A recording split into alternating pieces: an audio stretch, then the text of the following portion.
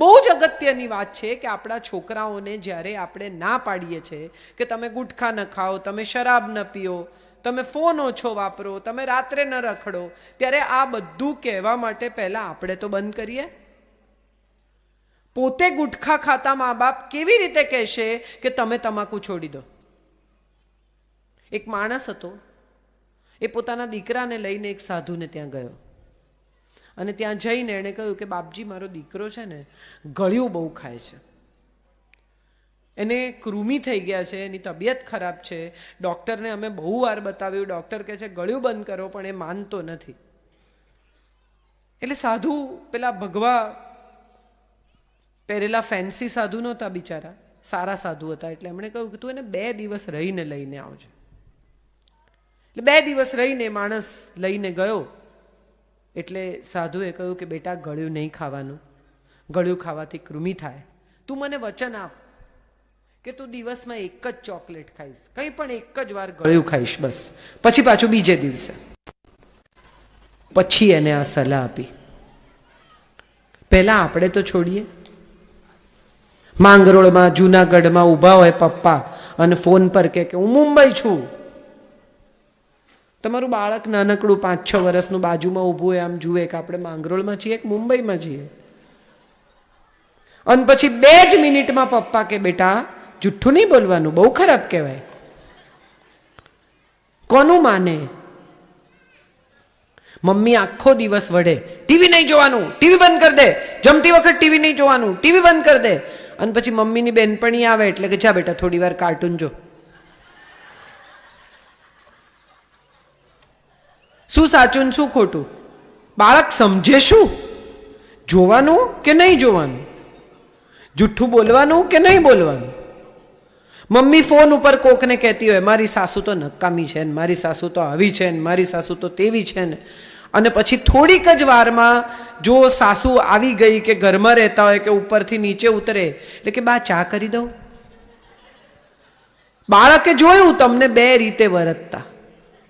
તમે બાળકને શીખવાડ્યું કે માણસની અંદર 2 સ્વરૂપ હોઈ શકે, એક સાચું ને એક જૂઠું. એને ખબર પડી ગઈ કે આવું કરાય. આપણે બધા ક્યાંક ને ક્યાંક આપણા સંતાનના ઉછેર માટે બહુ જવાબદાર છીએ. આપણું સંતાન આપણી સામે બોલે છે, આપણું સંતાન આપણું નથી સાંભળતું, આપણું સંતાન ગુસ્સો કરે છે, આપણું સંતાન આપણા કયામાં નથી, તો એને માટે 60% જવાબદારી આપણી છે. કેમ?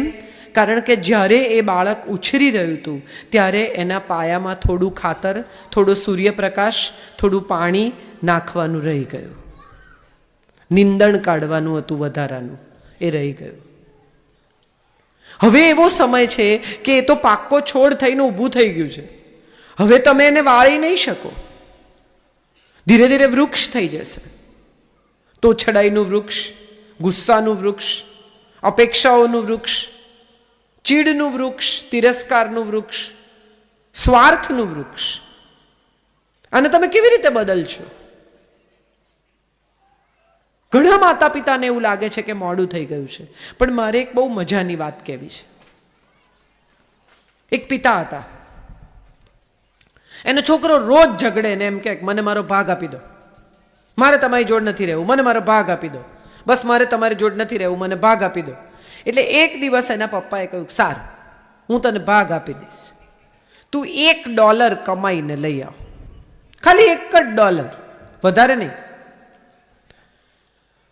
પહેલે દિવસે છોકરો મા પાસે ગયો ને કે આ કેવી વહિયાત નાખી દીધા જેવી વાત કરે છે, લાય ને ભાઈ $1 આપને. માએ $1 આપ્યો, એણે જઈને પપ્પાને આપ્યો. પપ્પા આગ બળતી હતી, યુરોપની કથા છે, અમેરિકાની, ત્યાં આગ બળતી હતી, પપ્પાએ આગમાં $1 નાખી દીધો. છોકરો ઊભો રહ્યો શાંતિથી. એટલે પપ્પાએ કહ્યું કે આ તું કમાઈને નથી લાવ્યો. વળી બીજે દિવસે દાદાજી પાસેથી લઈ ગયો તો પપ્પાએ કમ્પાઉન્ડની બહાર ફેંકી દીધો. છોકરાને કીધું તું કમાઈને નથી લાવ્યો. ત્રીજે દિવસે બગીચામાં ફેંકી દીધો, ચોથે દિવસે કૂવામાં ફેંકી દીધો, પાંચમે દિવસે કોકને આપી દીધો, એક દિવસ દાદાજી પાસથી, એક દિવસ ભાઈ પાસથી, એક દિવસ માળી પાસથી, એક દિવસ આની પાસથી, રોજ $1 લઈને જાય ને એના પપ્પા ફેંકી દે અને છોકરો ઊભો રહે ને પપ્પા કહે તું કમાઈને નથી લાવે. એક દિવસ છોકરાને થયું કે આ શું રોજની ખીટખીટ, એટલે બૂટ પોલિશનો સામાન લીધો, સ્ટેશન ગયો, 4 જૂતા પોલિશ કર્યા, 4 જોડી, અને 25-25 સેન્ટ લઈને આવ્યો અને પપ્પાને આપ્યા કે લો આ પૈસા, $1. પપ્પા સ્વિમિંગ પુલ પાસે ઊભા હતા, એમણે સ્વિમિંગ પુલમાં નાખી દીધા. છોકરો બૂટ, ઘડિયાળ, કપડા સાથે કૂદી ગયો, અંદર જઈને આમ આમ આમ કરીને પેલા 25-25 4 સેન્ટ ભેગા કરીને કે ફેંકવાના નહીં, હું કમાઈને લાવ્યો છું. આ બહુ અગત્યનું છે. આપણે આપણા સંતાનોને માગે ને એ પહેલા બધું આપી દીધું. પ્રેમના નામે આપણે એમને મહેનત કરવા જ દીધી નહીં, સંઘર્ષ એમને આવડ્યો જ નહીં. એવા કેટલા લોકો હશે કે જે લોકો સાવ દોરી લોટાથી એમણે જિંદગી શરૂ કરી હશે, એમણે કેટલી બધી મહેનત કરી હશે, ત્યારે એક મકાન ઊભું થયું હશે, ત્યારે 2 નાવ આવી હશે, ત્યારે આટલા માછીમારોની જાળ એમણે લીધી હશે, કેટલું બધું કામ કર્યું હશે, ત્યારે તમે અહીંયા પહોંચ્યા છો કે તમે એમ કહી શકો કે મારી પાસે એટલા પૈસા છે કે હું શાંતિથી રહી શકું, આવી સપ્તાહ બેસાડી શકો, આટલા લોકો જમાડી શકું. અગત્યની વાત એ છે કે આપણા સંતાનને એ માગે તે પહેલાં આપણે બધું આપી દીધું.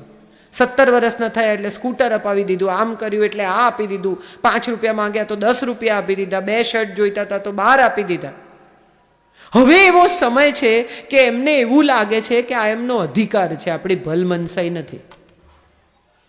આપણો પ્રેમ, આપણી લાગણી, આપણા ઇમોશન, આપણી જે કોઈ એના માટેની કાળજી, હવે એને લાગે છે કે એમાં તમે શું કર્યું? જન્મ આપ્યો તો ઉછેરવા પડે. હા, ઉછેરવા પડે, પણ આટલી સારી રીતે ઉછેરવા પડે એવી કોઈ શરત નહોતી. અમે બહુ સારી રીતે ઉછેર્યા. પણ મારે એક વાત એ કહેવી છે કે દુનિયામાં ક્યારેય પણ પાઠ ભણાવવા માટે મોડું થતું નથી. કોઈ એક દિવસ એવો પસંદ કરીને એમને આપવામાં આવતી સગવડો ઉપર નાનકડો કાબુ મૂકતા જાઓ. તમારા બાળકોને શીખવાડો કે બેટા આ જે કંઈ થઈ રહ્યું છે ને એ તમે ઈચ્છો છો, માગો છો, કહો છો, એવી રીતે અમે કરીએ છીએ, પણ એ ભલમનસાઈ છે, એ તમારો અધિકાર નથી, અમારી મજબૂરી નથી. મોટા ભાગના બાળકોને એવું લાગે છે કે એમનો પ્રેમ છે ને માતા પિતાનો, એ માતા પિતાની મજબૂરી છે. મજબૂરી નથી. દુનિયાના કોઈ પણ માતા પિતા સાહેબ, તમે વિચાર કરો કે એક દીકરો જેને પોતાના શરીરના મેલમાંથી બનાવ્યો, એનું માથું છેદી નાખ્યું, તો પાર્વતીએ શંકરને કહ્યું કે તને શ્રાપ આપીશ. પતિને કહ્યું, કેવી માં! દેવોના દેવને કહ્યું કે મારો દીકરો જીવતો નહીં થાય તો તને શ્રાપ આપીશ, દીકરો જીવતો કર. આ કઈ માં હશે? પણ આપણે બધા ભૂલી ગયા છીએ કે કાલીનું જે સ્વરૂપ છે ને એ જ ભદ્રકાલીનું સ્વરૂપ છે. મારા દાદી એમ કહેતા કે સંતાનના ઉછેરમાં 2 આંખો હોય, એક લાલ ને એકમાં વાલ. આ વાત આપણે બધા ભૂલી ગયા. આપણને બધાને એમ થઈ ગયું કે બંનેમાં વાલ, લાલ કરવી જ નહીં. હવે સમય એવો આવ્યો કે આપણા સંતાનો એવો સવાલ પૂછતા થયા કે કેમ, શેને માટે, અમારે શું કામ કરવાનું? આ બધું એટલા માટે થયું છે કે એમને વગર માગે મળી ગયું છે. ફોર્ડ મોટર્સ, જેને ખબર હોય, ફોર્ડ બહુ જ મોટી મોટરની કંપની છે. એના માલિક હતા હેનરી ફોર્ડ. એ હેનરી ફોર્ડ નીચે ઇકોનોમી રૂમમાં રહે અને એનો દીકરો ઉપર રહે મોટા વૈભવશાળી રૂમમાં. એટલે જેટલી વારે ત્યાં જાય એટલી વાર મેનેજર જુએ કે આ બાપ બિચારો નીચે રહે છે, હાવ ગરીબ જેવો, જે બહુ ખરેખર મોટો માણસ છે, અને આ છોકરો ઉપર રહે છે મોટા વૈભવશાળી રૂમમાં. એટલે એક દિવસ બિચારા મેનેજરથી રહેવાયું નહીં, એટલે એણે ક્યુરિયોસિટીમાં પૂછ્યું કે સાહેબ તમે આટલા મોટા માણસ અને તમે નીચે રહો છો આવા નાના રૂમમાં, અને તમારો છોકરો ઉપર ડબલ રૂમમાં આટલા પૈસા ખર્ચીને વૈભવશાળી રૂમમાં 12મા માળે રહે છે. એટલે હેનરી ફોર્ડે હસીને કહ્યું કે એના બાપનું નામ હેનરી ફોર્ડ છે, મારા બાપનું નામ નથી. એને પોસાય, મને નહીં પોસાય. એક કાકા ગુજરી જવાની તૈયારીમાં હતા.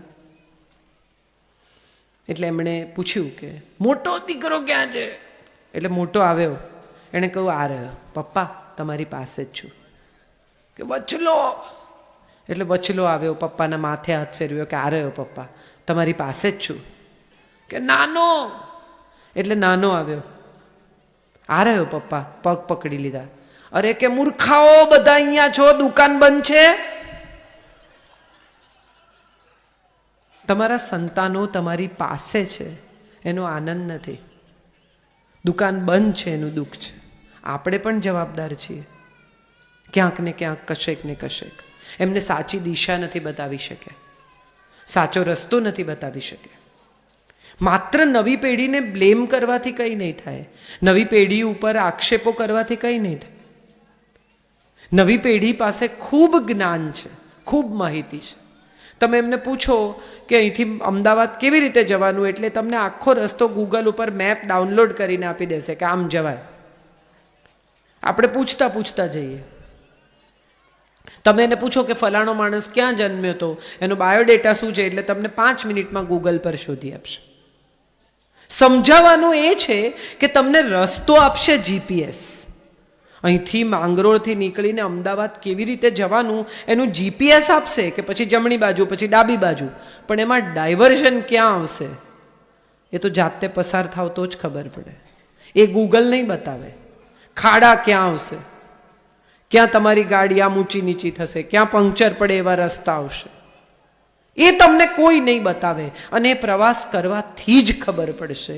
અને એ પ્રવાસ તમારા સંતાનને કરવા દેવો એ માતા પિતા તરીકે પણ તમારી ફરજ છે. માત્ર સ્નેહ કરવાથી બાળક મોટું નથી થતું, સંસ્કાર આપવાથી, સંઘર્ષ કરવાથી અને સમજણ આપવાથી પણ માતા પિતાની ફરજ પૂરી થાય છે.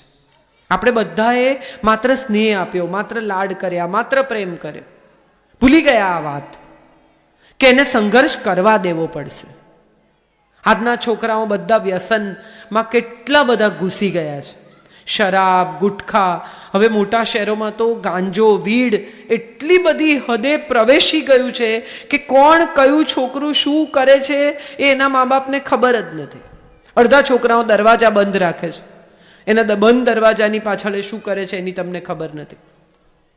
તમે ખોલવા જાઓ તો એમની પ્રાઇવસીમાં પ્રોબ્લેમ થાય છે. વાતે વાતે અમારા રૂમમાં આવવાની જરૂર નથી, આવું પણ મા બાપને કહી દે છે. એવા છોકરાઓ જ્યારે આવી સ્થિતિમાં હોય ત્યારે કેમ આવું કરે છે એવું આપણે કોઈ દિવસ વિચાર્યું? કેમ આ વ્યસન તરફ એ કેમ ગયા, આ દિશામાં એ કેમ ગયા, એવું આપણે કોઈ દિવસ વિચાર્યું નથી. એનું કારણ એ છે કે એમની પાસે કરવાનું કંઈ છે જ નહીં. એમની પાસે મહેનત કરીને કશું મેળવવા જેવું રહ્યું જ નહીં. ઘર તો કે પપ્પા આપશે, ગાડી તો કે પપ્પાએ આપી દીધી, ધંધો તો કે તૈયાર છે, આપણે બેસી જવાનું છે, ભણવાની જરૂર શું છે? અને હવે તો છોકરાઓ બહુ સરસ દલીલ કરે છે. સચિન તેંડુલકર ક્યાં ભણ્યો છે, ધીરુભાઈ ક્યાં ભણ્યા હતા, લતા મંગેશકર ક્યાં ભણ્યા છે? હા, નથી ભણ્યા. રહેમાન ક્યાં ભણ્યા છે? આવી દલીલો કરે છે છોકરા. હા, નથી ભણ્યા, સ્વીકારું છું. પણ એની સામે સવાલ એ છે કે 10,000 લોકો જન્મે ને એમાંથી એક રહેમાન હોય, બાકીના 9,999 હોય તો ભણવું જ પડે. એમ તમે તમારી જાતને રહેમાન માની લો એટલે ના ચાલે, જગતે તમને રહેમાન માનવા પડે. અમિતાભ બચ્ચન હું મારી જાતને માનું એનાથી ના ચાલે, લોકોએ અમિતાભ બચ્ચન માનવા પડે. આપણે બધા આજકાલ એવા પેલામાં ખાં સાહેબીમાં છીએ. તમે જુઓ, ઘણીવાર 2 લોકોની ગાડી અથડાય ને બહુ મજા આવે. ઉતરીને પૂછે, હું કોણ છું ખબર છે? અરે ભાઈ, તને નથી ખબર તો બીજાને કેવી રીતે ખબર હોય? તું એને ક્યાં પૂછે છે? મોટા ભાગના લોકોને એટલો બધો અહંકાર છે પોતાના હોવા વિશે. તમારું નામ તમે નથી પાડ્યું, તમે કઈ ચીજ પર ગર્વ કરો છો એ નામ પણ કોક બીજાએ પાડ્યું છે.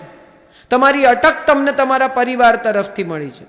તમે રૂપાળા દેખાવ છો, ગોરા દેખાવ છો, નમણા છો, કાળા છો, ઊંચા છો, આ બધું તમારા ડીએનએમાં આવ્યું છે. તમારા પપ્પામાંથી, કાકામાંથી, મામીમાંથી, ફોઈમાંથી, મામામાંથી કોક હશે એવા તમે છો.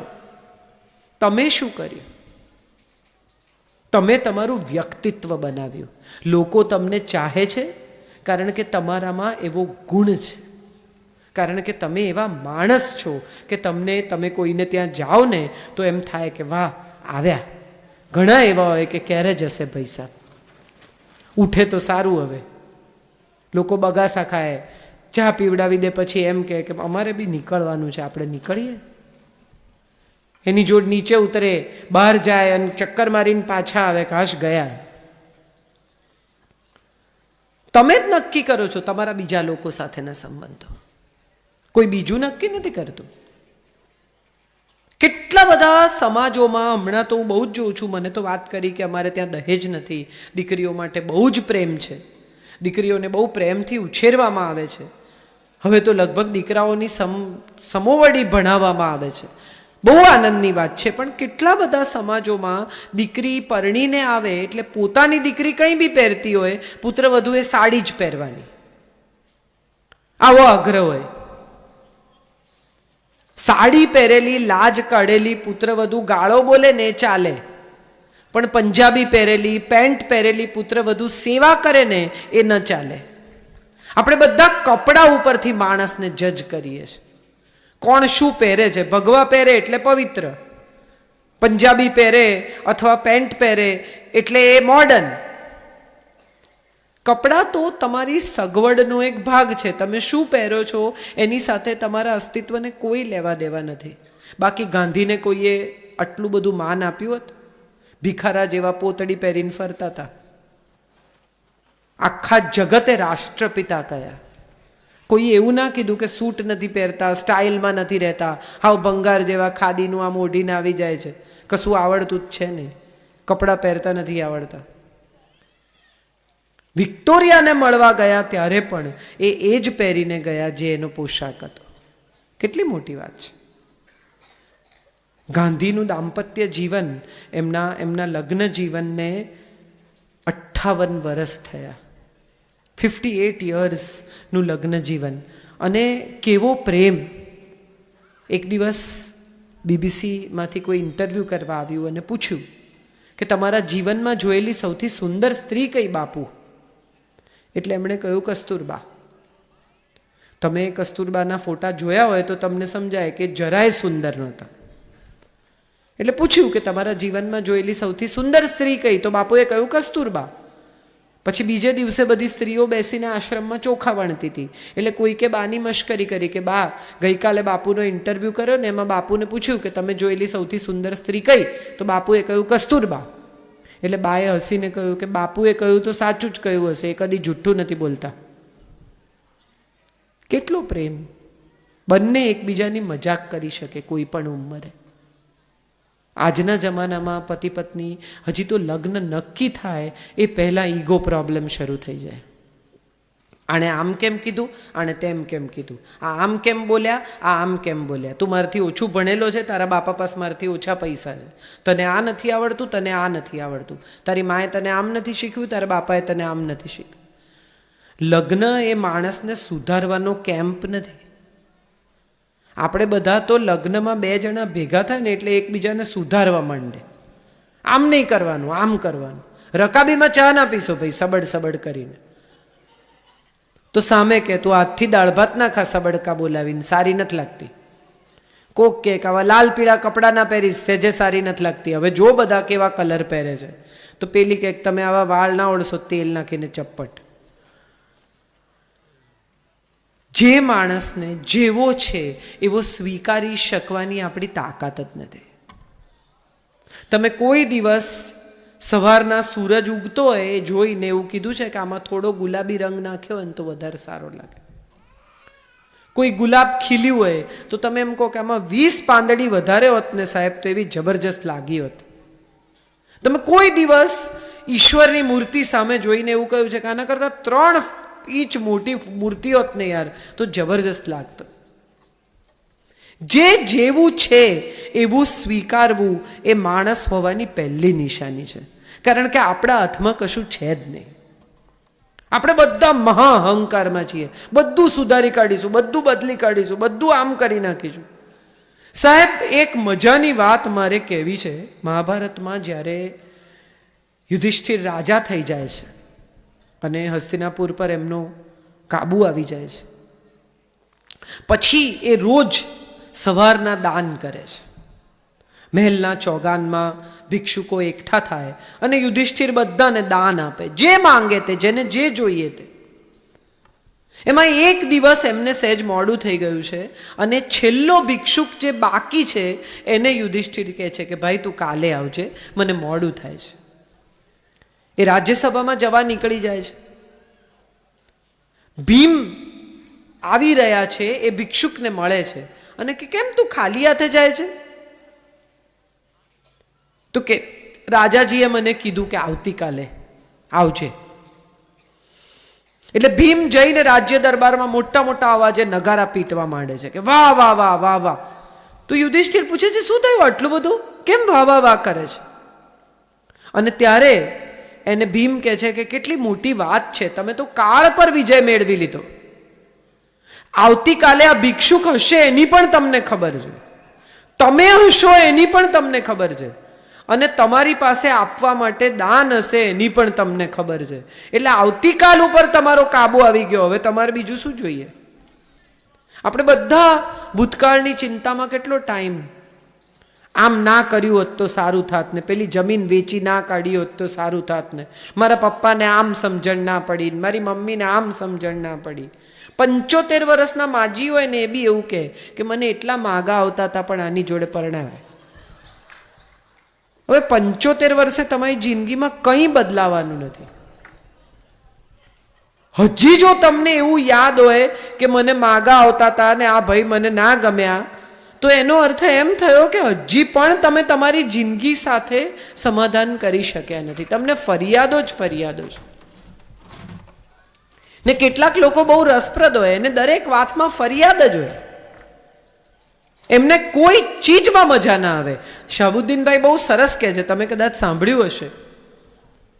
આખી જિંદગી દીકરીના લગ્ન કરાવવા માટે આમથી આમ ફર્યા હોય, લોકોના પગથિયા ઘસ્યા હોય, અને તમને સમાચાર આપે તો કેવી રીતે આપે ખબર છે? કાંઈ નહીં, ફાઇનલી દીકરીનું નક્કી કર્યું. અરે મોઢા પર સ્માઇલ તો રાખ ડફોળ, જે તારે કરવું તું એ થઈ ગયું. કે શું કરે છે જમાઈ? કાંઈ નહીં, 5-6 દુકાન છે. અરે આનંદના સમાચાર નથી? અને કેટલાક એવા હોય કે દુનિયાના કોઈ પણ સમાચાર આનંદથી આપે, એમ કે અમે સવારે ચા નાસ્તો કરતા હતા, પપ્પાએ ચા પીધી, હું ખાસ લઈ આવ્યો તો ગાંઠિયા ગરમ ગરમ એ ખાધા, અને કે હજી ડાઇનિંગ ટેબલ પરથી ઉઠે ને સાહેબ એ પહેલાં પતી ગયા. આ સમાચાર આવી રીતે અપાય? કેટલા બધા લોકો એવા છે કે જેમને ખબર જ નથી કે ક્યાં સુખ છે ને ક્યાં દુઃખ છે. એ ડિફરન્શિએટ જ નથી કરી શકતા, જુદું જ નથી પાડી શકતા સુખ અને દુઃખ. અને કેટલાક લોકો એવા છે જેને માટે દુઃખ જ દુઃખ છે. એક બહુ સરસ વાર્તા છે તૈતરીય બ્રાહ્મણની. કેટલાક લોકો ભગવાન પાસે ગયા અને કહ્યું કે ભાઈ અમારે તો દુઃખ જ દુઃખ છે યાર, અમને કોઈ ચીજમાં મજા નથી આવતી, તમે કેટલું દુઃખ અમારે માટે અહીંયા સર્જન કર્યું છે. એટલે ભગવાને કહ્યું કે એવું તમારે શું કરવું છે? તો કે અમારું દુઃખ લઈ લો, એક્સચેન્જ કરો, પેલાનું ઓછું છે. તો કે સારું, તમે બધા તમારા દુઃખની પોટલી બાંધીને આવો. એટલે બધા પોતાના દુઃખની પોટલી લઈને ભગવાન પાસે ગયા. ભગવાને કહ્યું બધી સામે લગાડ દો. એટલે બધાએ સામે પોતાની પોટલીઓ ટાંગી દીધી. પછી ભગવાને કહ્યું અહીંયા બેસો અને નક્કી કરો જેને જે સૌથી નાની લાગે ને એ લઈ જાઓ.